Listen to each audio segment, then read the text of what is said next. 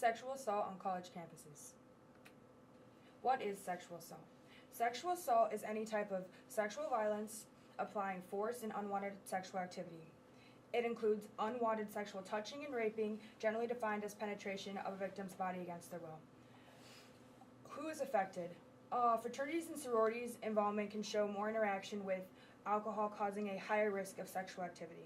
It is shown that 33% of sorority women have been raped and 14% have experienced some type of unwanted sexual touching.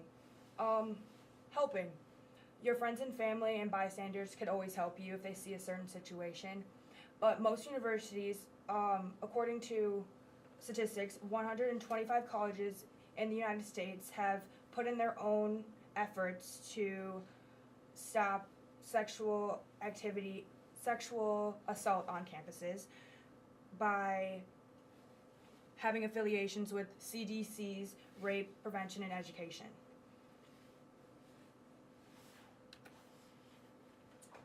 On the interpersonal level, gender has a huge impact on the rates of sexual assault on college campuses. Men are more often perpetrators of sexual violence, while women are most often the victims. According to Swartout, 11% of college men have committed some form of sexual assault. Gender minorities are also more likely to become victims of sexual assault. Assault occurs at a higher rate in homosexual and transgender students than in their heterosexual and cisgender peers. Peer group and social status affect sexual assault rates on the interpersonal level. Men who accept stereotypical rape myths surrounding colleges are more likely to possess hostile views toward women than men who don't believe these myths. Family support and involvement also plays a huge role in sexual assault. Previous offenders are less likely to commit another sexual assault when shown family and social support. Family relationships cause these perpetrators to internalize positive social norms. This is most important in the dissonance process following the assault. On the community level, alcohol highly influences sexual assault. Many college campuses indirectly promote binge drinking through their close proximity to bars and clubs and easy access to alcohol. Women with a history of rape typically consume, on average, more alcohol than those who are not rape victims. Additionally, women who have had 4 or more alcoholic drinks are at a particularly high rate for sexual assault. College party atmosphere allows sexual predators more opportunity to commit an act of sexual assault.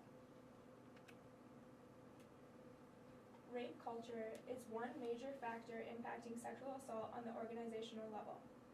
Many colleges possess an atmosphere where sexual assault and rape are tolerated and seen as part of campus life. Greek life also plays a large role in the number of sexual assaults that take place. Parties hosted at fraternities are identified as particularly high-risk venues for sexual assault.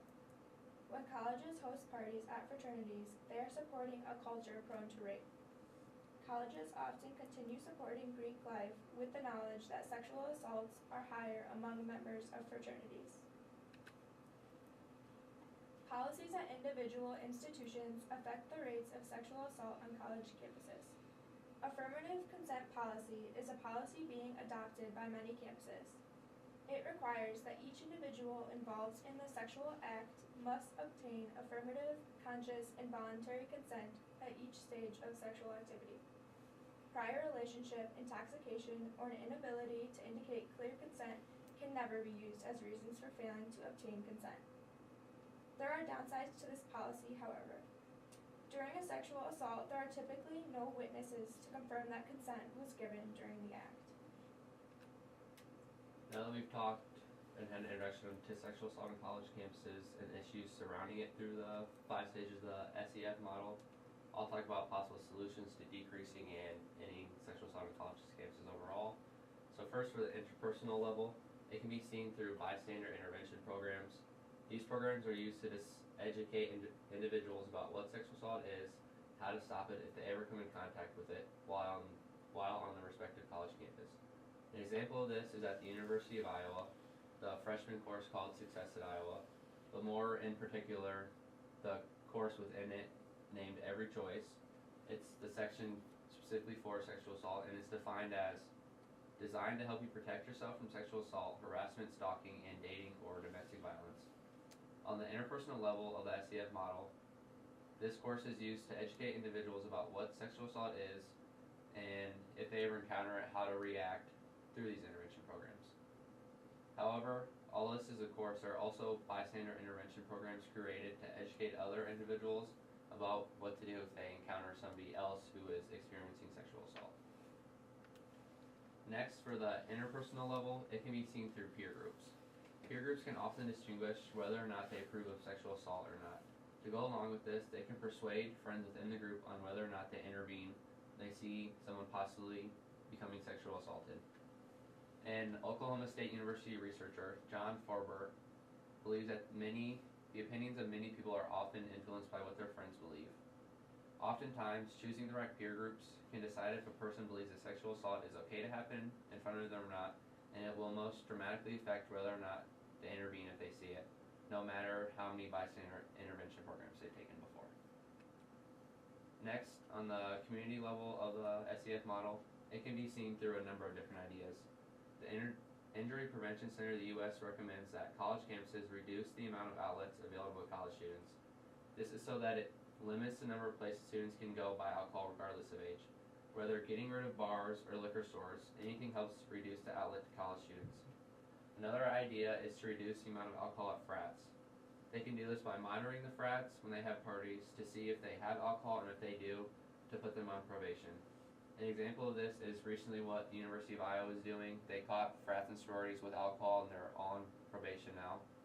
And then lastly, on the community level through the SEF model, is to strengthen law enforcement by the cops and have the university approve of their discipline to college drinkers so that sexual assault is less likely to occur. Next, for the organizational level, it can be seen through a number of different ideas. First is through the Division of Violence Prevention of the U.S. They recommend hotspot mapping. This allows universities to identify and monitor areas of campus that can be safe during the day, but at night can be unsafe for students to be around. An example of a solution is the blue emergency phones all around the University of Iowa campus. These emergency phones are all over campus where it can be unsafe at night for students to be, and if they ever encounter something dangerous, they can hit these emergency phones and help will be on the way within seconds of them calling, so it'll possibly scare the intruders away, stopping their sexual assault from happening. Next, the Division of Violence Prevention also recommends intervention programs for all students, staff, and outside communities that surround the college campus, so that everybody that lives around the college campus is educated and can intervene if they ever encounter somebody possibly having sexual assault occurring to them. Through campaigns, as another way the communities have a way to become educated about what sexual assault is and how to intervene if they ever encounter it. Overall, organizations construct solutions to sexual assault that the whole community surrounding the college is able to implement and use. Lastly, for the policy level of the SEF model, it can be seen through intervention programs and the monitoring of different areas on campus. The CDC recommends bystander intervention programs for all incoming freshmen on college campuses. By requiring incoming freshmen on each campus to take this class, they all become educated about what sexual assault is, how to recognize it, and how to stop it if they ever need to.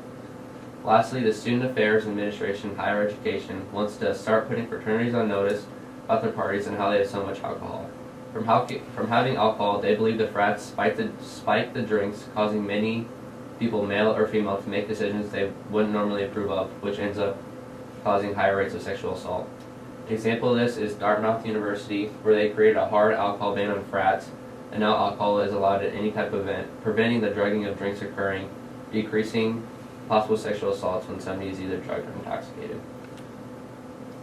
In conclusion, sexual assault on college campuses has become one of the most important to discuss topics when it comes to talking about the culture of college campuses.